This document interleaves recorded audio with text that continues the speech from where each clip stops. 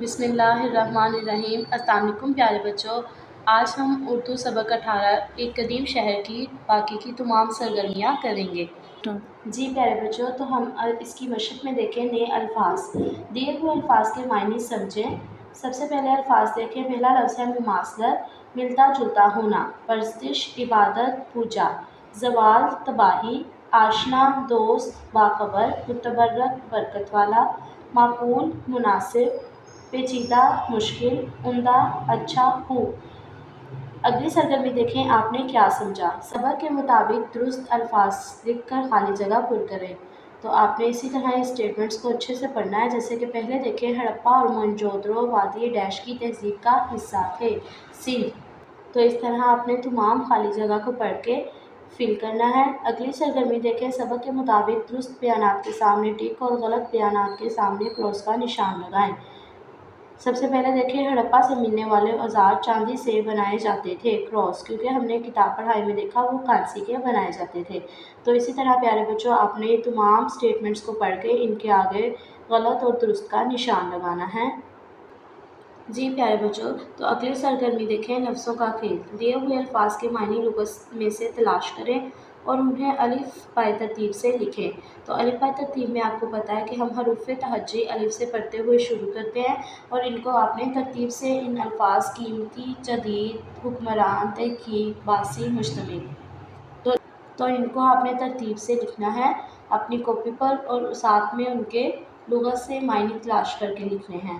اگلی سرگرمی دیکھیں، قواعد سیکھیں، مثال کے مطابق دیے ہوئے الفاظ کی جوڑیوں کی درست شناخت کریں۔ جیسے کہ پہلی مثال انہوں نے ہمیں دی ہوئی ہے، زمین آسمان۔ تو زمین آسمان کیا ہے؟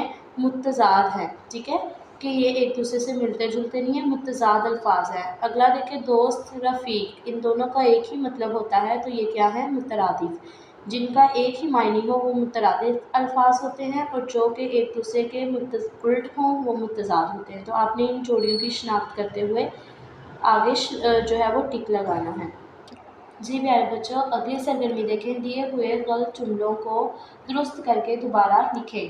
پہلا جملہ دیکھیں، اسکول کے ہال میں ہڑپا سے متعلق ایک تصویری نمائش کا اہتمام کیا گیا تھا۔ تو اس میں لفظ ہال کی غلطی تھی، ٹھیک ہے، تو ہم نے اس کو جو ہے اسی طرح آگے جو ہے دی گئی جگہ پر اس کو دوبارہ سے لکھنا ہے۔ تمام فقرات کو آپ نے درست کر کے آگے دی گئی جگہ پر لکھ لینا ہے۔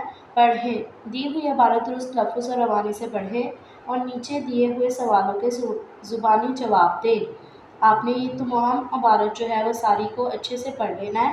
جیسے کہ ادھر دیکھیں میں نے ہائی لائٹ کیا ہوا ہے، پہلا سوال دیکھیں، موہنجودڑو کا مطلب ہے، تو ادھر ہم نے لکھا ہوا ہے کہ 1 کا کیا آنسر ہے؟ مردوں کا ٹیلا۔ تو آپ نے یہ جب اچھے سے عبارت پڑھ لیں گے تو آپ نے اسی طرح ان تمام سوالوں کے جواب جو ہے وہ ہائی لائٹ کر لینے ہیں۔